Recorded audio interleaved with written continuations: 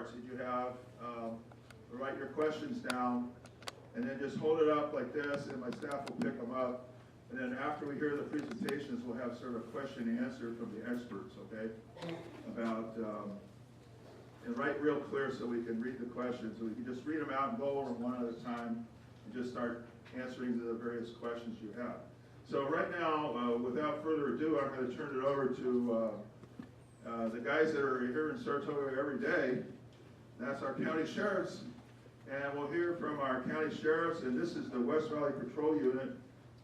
They're going to talk about home and business safety, and we'll give you some tips about how to keep your business and home safe, and how you can work with your neighbors for home safety. So I'll turn it over to the Santa Clara County Sheriff's Department. And welcome, gentlemen.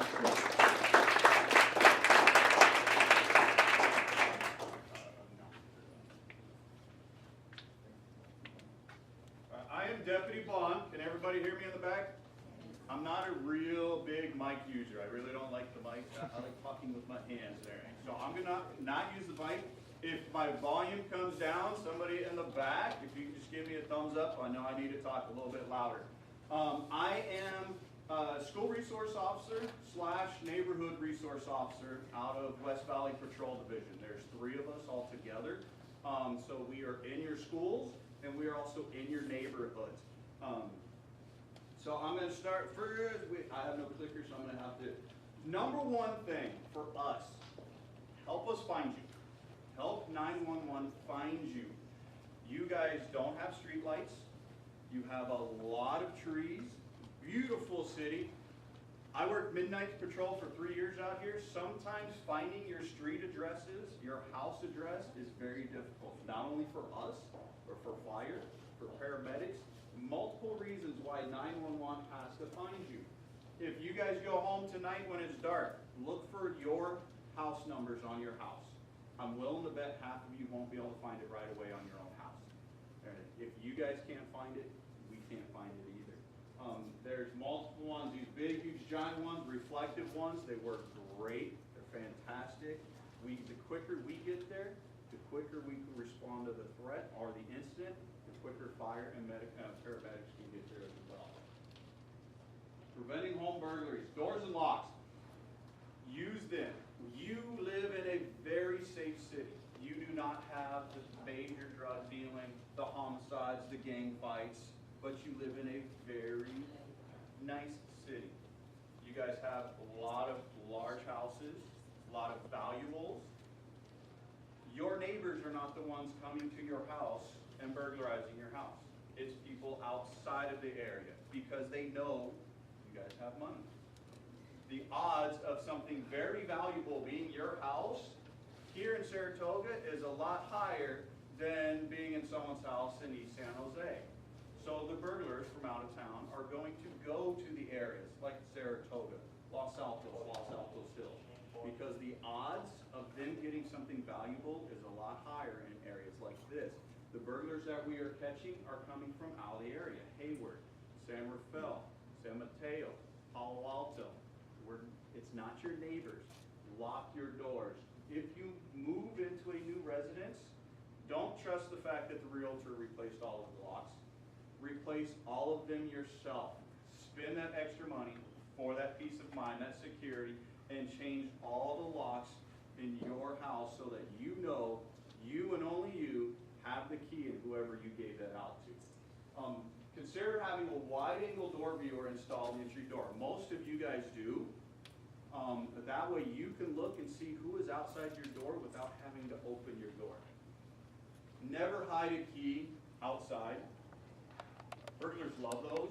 They advertise them, the little hideaway rock. Little key up underneath the bumper of your car. The bad guys know about those also. They look for those. Don't invite the bad guy in by leaving a little hideaway key outside for them to use. Hide the keys somewhere completely out of the area. One of the best things is one of your neighbors has a spare key. So if you lost your keys in the car, you forget your key or something, you can go to your neighbor and you can get their copy of the key to get into your house. If you suspect your resident has been entered, this is our biggest pet peeve. Do not go in your house If you come home, a window's broken, a door's open, door's broken, you see lights inside your house, do not go inside. A lot of times we will get the wife calling 911, we just got home from dinner, looks like our house is broken into, okay, I'm out at the car, the driveway, and my husband's going inside to see what's going on. That's our job. I had a friend whose dad did that, and he actually got hit in the face with a burglar when he tried to do that. And it turned out later the burglar had a gun. So it's not a very smart thing to do. Nah. Stay out of the house. We have the tools, we have the equipment, that's our job, let us do our job. Okay? Windows, secure and lock all your windows, including second floor windows. How many of you have a ladder on your property? The bad guys will look for those ladders. It's a second floor. They can't get up there, we can leave the window open, we can leave it unlocked. The bad guys go around, they find that ladder, and then they climb into your open, unlocked window. You guys all have AC? Trust me, that AC will cool the house a lot better than that open window will. Everything. Bad guys will use those. We do get a lot of burglaries, people climbing in the second floor windows. Almost every single time, we will find a ladder on the ground outside of that window.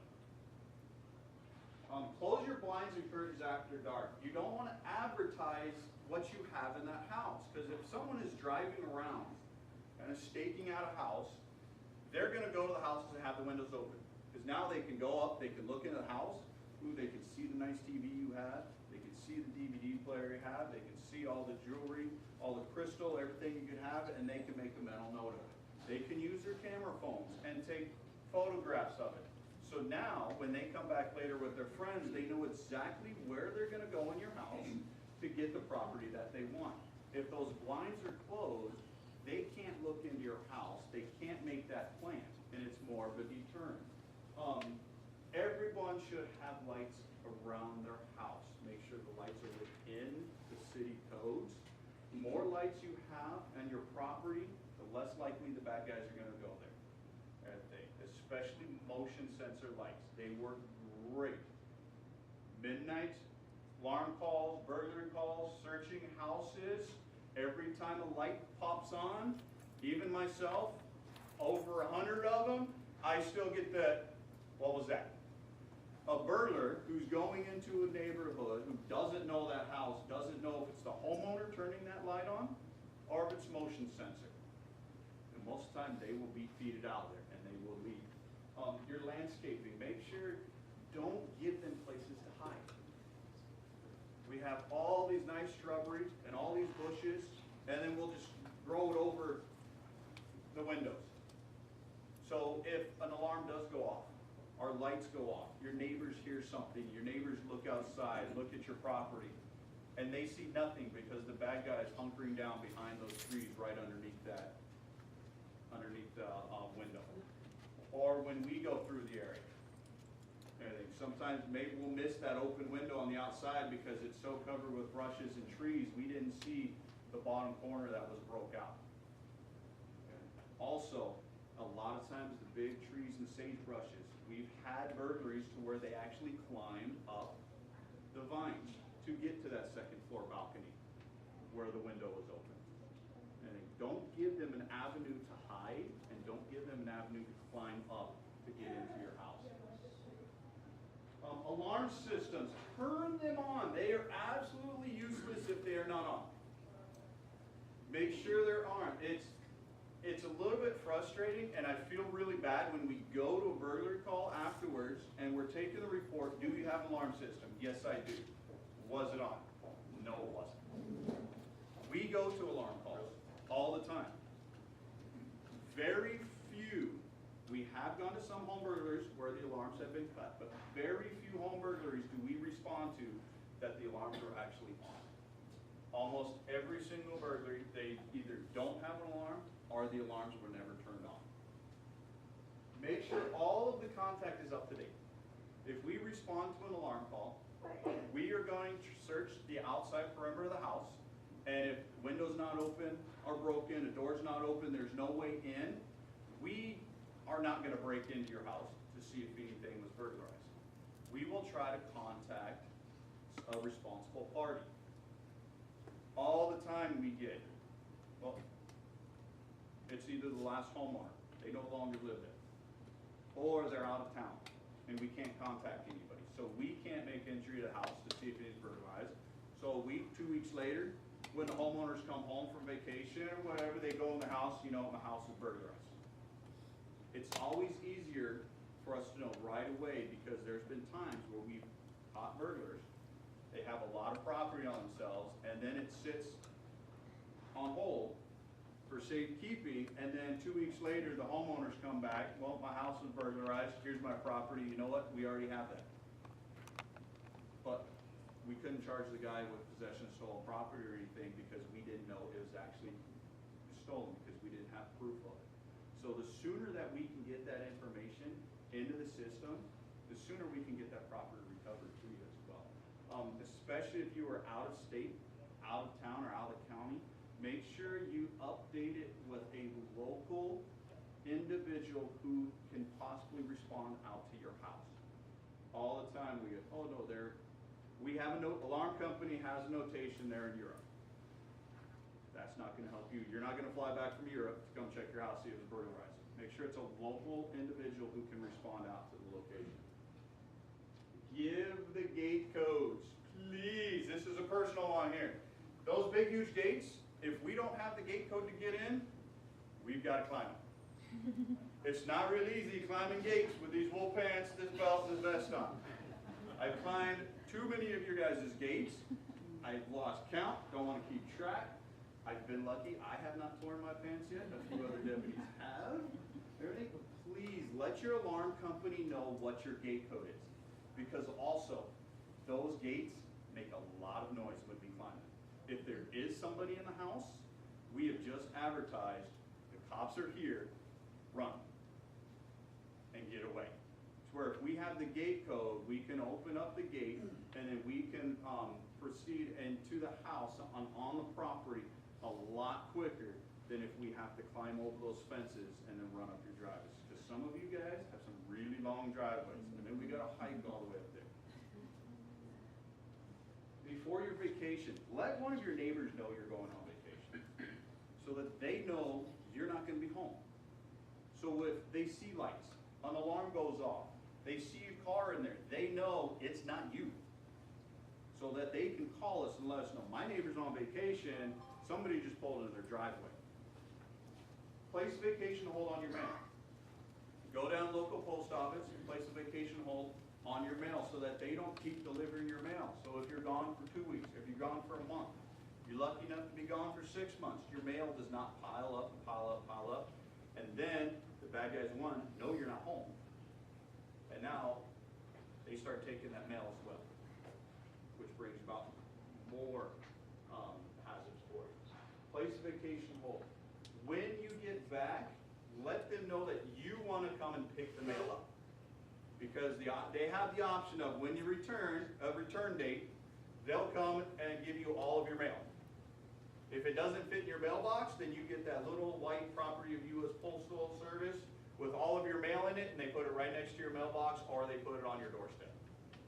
Any bad guy driving through the area looking for some kind of mail frauds or mail scams, like, ooh, that big bucket of money is what they see, and they're going to take it. So make sure you put on that you want to pick up the mail when you return.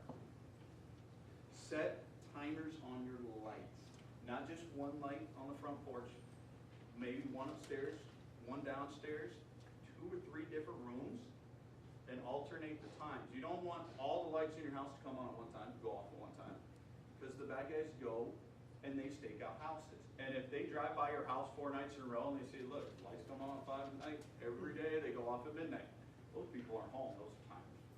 If you have them in different rooms, it kind of alternates it, and it gives the perception that maybe somebody is there, because they drive by one time, the living room light's on. They drive by another time, the bathroom light is on. They drive by another time, the porch light's on. It gives a perception that somebody is there. Again, update your alarm companies with a local person that we can contact to get a hold of. You also may, one of the services the Sheriff's Office provides is you can call our West Valley substation, let them know that you are going to be going on vacation, give them your address, and we will do increased patrol checks. We will not collect your mail for you. We will not water your plants or feed your pets or anything like that. But we will, at shift briefing, we get notice there's a patrol check request at this address, and then we have to cruise by there a certain amount of times each night. If we don't, we do an event log every night. If we don't, then Lieutenant, we get an email from the Lieutenant, oh, this house is on your beat, and not once did you drive by. Did you not hear about the patrol checklist? We don't like getting those emails, so we will drive by your house all the time and everything. So that is a service that the Sheriff's Office provides. Lock it or loot. The more you do to keep your home from looking like an easy target, the safer your home usually is. This 2011 stats, they haven't come up with 2012 stats, but so far the numbers are actually increasing. The confirmed point of entry, that means when we went to a burglary, we'd say, this is the window they actually broke to go into. This is the window, either by capturing the bad guys and them telling us where it is, by videos, by other neighbors seeing it, where we know for a fact this is where the person entered. 36% of the residential burglaries was through an open or unlocked doors or window. Maybe as high as 64%. Because there's a lot of them, we think they came in this way, but we are not 100% sure. 36% through an open or unlocked window. It's just inviting somebody into your house. Solicitors of strangers. Never open your door for a stranger. If this one, we're not seeing it as much now, but we still see it a little bit. Repairman, PG&E, I'm with Comcast, comes up for an appointment. Now we're not seeing it as often, but if you don't call Comcast and they come up and say, I have an appointment here at your house, ask them for their ID. A lot of times now, Comcast is actually wearing their ID on badges, and same with PG&E, even though they have the truck in full uniform. And ask them for their ID. Call the company. Call Comcast. I have this individual here, because they will let you know, yes, we have people in that neighborhood. Yes, he is one of the individuals. Or they'll tell you no. They tell you no, click, call 911. They refuse to show you ID. Hard to identify themselves. Call 911. Let us go out there and deal with those individuals. If they refuse to show your ID, company states they don't have appointments, call 911. Most importantly, respond to the knock. Huge increase. What we are seeing is people just knocking on random houses. Nobody answers. They start walking around the house and the property to find that open door, that open window. Respond to the knock. You don't have to go open the door. I suggest you do not open the door. Look through the window. Who is it? Let them know you're home. If you have an intercom system, hit the intercom. Who is it? But respond. That way they know somebody is home. This is not a house I want to go into. Saratoga, Cupertino, Sunnyvale, Mountain View, San Jose starting to get a few of them. A large increase of burglaries where that's what's happening. They're ringing the doorbell, they're knocking on the door, nobody's answering, and then they start walking around the house to see if anybody's home. The problem with that is if you are home and you don't respond to the knock, they think you're not. We're getting a lot of, we call burglaries and interrupted burglaries, because they find that open window, they go inside, and all of a sudden the homeowner's there, and they're taking off. We've got a large increase in calls like that, and it would have been stopped, and your safety would have not been compromised if you just, who is it? And respond to knock so they know that you're there. In the city of Saratoga, all solicitors are required to have permits issued by the city hall. Permits are only valid at 8 a.m. to 7 p.m. So yes, at dinner time, if they have a permit, they can come knock on your door. If you post, this is the cool thing, if you post a no solicitors, no trespassers, no soliciting loud or soliciting prohibited sign, Saratoga Municipal Code there, it does not allow any person to come and solicit on your property. So even if they have a permit, if you have that sign posted, they can't come on your property. If they do, you can call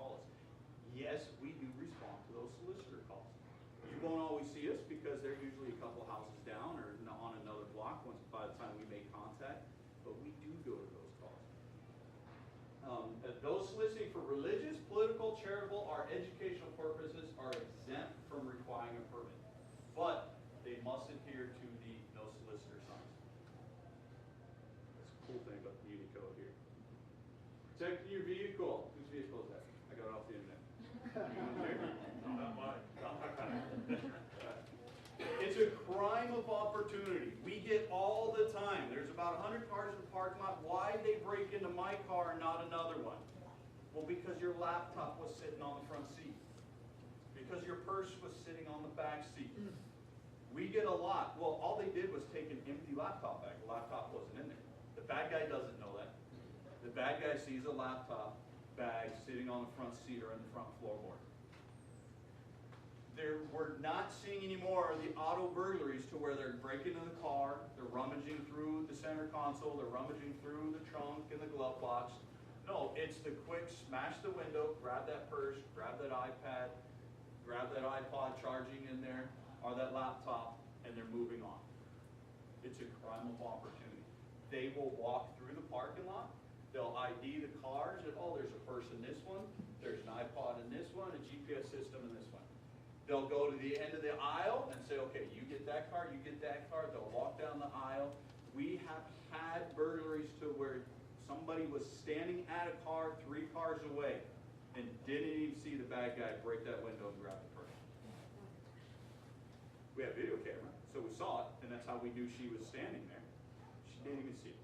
It's that quick and that easy. They're that efficient. Lock your cars. Lock all of your valuables in the trunk.